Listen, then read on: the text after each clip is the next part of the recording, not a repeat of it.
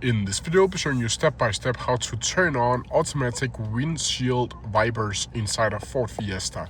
This will work with every single Ford Fiesta that has ever been produced, so just keep following along. So the first thing you need to do is ignite your engine.